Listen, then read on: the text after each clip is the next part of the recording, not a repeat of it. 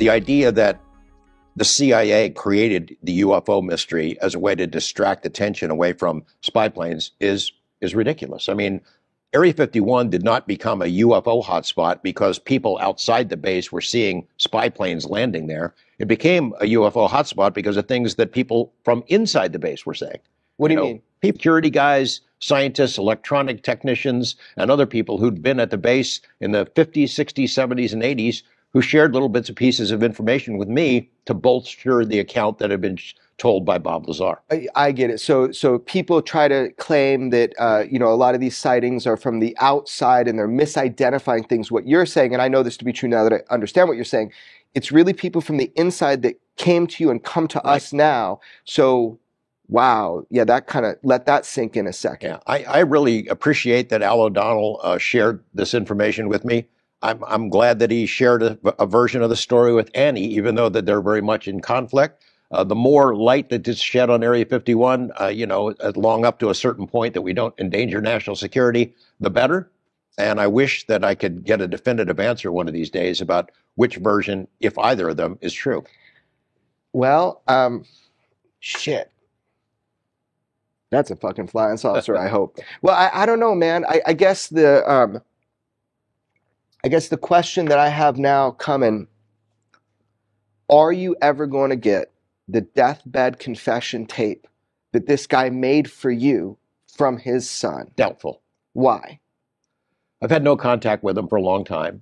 I think that it depends on which version it is. They may not, the one that he recorded may not be the official story that they want out anymore. They might prefer the one that they told Annie Jacobson. Before this episode goes live, I think you should. Seems doubtful that it's gonna happen. But I was really happy to be able to interact with Al all those years ago, and really wish that I was in a position to give more definitive proof about it. But I was just wanted to explain to people the process of how it worked and how you try to develop sources in this wacky field. Be trustworthy. And, you've kind of told me a few things in journalism that are like, the solid points. And the first thing you ever told me is protect your sources, even if they don't protect themselves. And then the second thing was the trustworthiness, And I think that you have to consistently show that, because for you and me and our experiences, even today, which we can't talk about, but even today, the idea that somebody would call us, right? And we have to prove again, a panic. Yeah. So your process as a journalist, when you have had these sources that were threatened and you had these sources that confide in you and have these sources create deathbed confessions, but you can't fucking release it. We get a lot of flack for that. I mean, I don't read online anymore. I'm sorry, guys. I don't. It's too crazy, right? But like, people send me screenshots of what people are saying. They get so mad that like we're sitting on stuff. So for example, when we released that Mosul, but we had to go, because we don't know who gave it to us directly, but then we started getting it from multiple people. We always make sure that we don't know where an image comes from directly. And so, sometimes we do not directly, but we're protected by SHIELD law as journalists in America, right? So, which means that we can protect our sources. So anybody that gives us stuff, we can protect them because we are protected. But people get mad that we sit back on it. They're taking a huge risk sometimes, not always, but sometimes. Now, we have to consistently show that we are worthy of that trust as reporters and journalists. So we have to also vet stuff, because we don't, like everybody else, you can just like throw something up on Twitter to get a bunch of hits.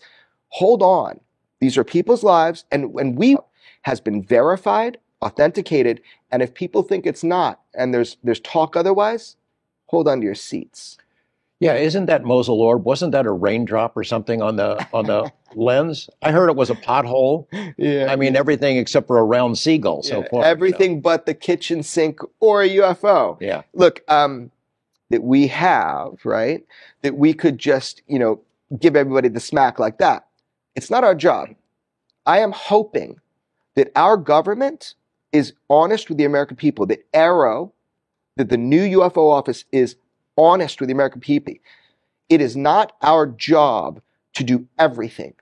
It is our job to address the issues, make them public, and see where the chips fall. I believe in other people. There are great people working on this right now. I have never been resisted always assisted, different than you. I've never been resisted. So I really hope, I'm very hopeful and optimistic as a person I am about the UFO topic, UFO truth. And I do think this could be the biggest story of all time if we find out some of the truth. Well, the jury is still out on AARO. I'd like to believe that they're going to live up to the promises that they've made, that they are going to strive toward transparency. Haven't seen it yet. Haven't seen a whole lot of indication that's true. I do hoping that they'll live up to the lofty promises that they've made. Well, I do know that people reach out to us all the time to wrap their head around the bigger issues, right? To see, so they don't spin their wheels. That, you know, I know that does happen. I am actually encouraged by AARO, and the reason I am encouraged by AARO that it's not going to be a Project Blue Book whitewash kind of thing is because of the whistleblower legislation. And if you just look at the AARO PowerPoint, I think it's like 7 pages that tell their mandate, the departments that are involved nationally and internationally, it is set up to be serious. It always ends up being who's the head. If the head says, okay, let's, that what he wanted to do was not have another Project Blue Book. What he wanted to do as a person, as an individual, was to have an open dialogue with the American public about what's going on with UFOs. And I think he did a spectacular job when he was in that position of power to try to do that. And now talking publicly everywhere else and kind of putting himself out there, I admire him. I admire that he does that. I fingers crossed, and I am encouraged by that document, right, by that PowerPoint, that they're on the right track. And if AARO is listening, if the people that work in there are listening, hey, man, the American public wants that. They want honesty. They want truth. It is your duty. You work for the American people. Please do it right, because if not, you're going to be called the fuck out.